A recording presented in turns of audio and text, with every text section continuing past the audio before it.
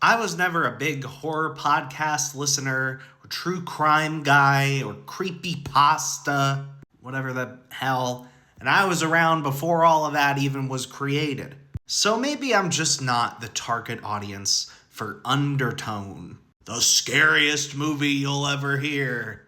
Sure. This feels like a forced video add on to that one podcast your friend swears is good. It stars Nina Curie as Evie. She co hosts the Undertone podcast with Adam DeMarco's Justin.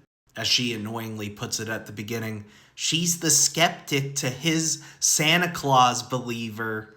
And she's also taking care of her dying mom upstairs. She's living in her house, which is adding to her stress, which only gets worse when they get an email marked LOL with 10 audio files of a couple slipping into madness. And sure enough, that madness starts to make its way into this home as well. Ooh. They're just overstimulating gobbledygook or someone mumbling a nursery rhyme. And the film is just so convinced at how creepy these are, and they just all fall flat. When the film all too rarely decides to lean into visual horror, like this video that caused a mass suicide apparently, it's a little bit more effective. Even though this is the scariest image in the film. You're welcome.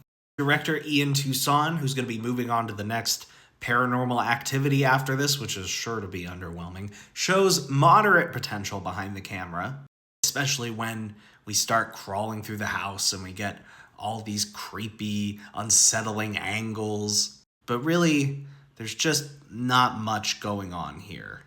It all just kind of plateaus, these underwhelming sound effects and this forced podcast banter that just sounds insufferable. I have no idea why anybody would listen to this show.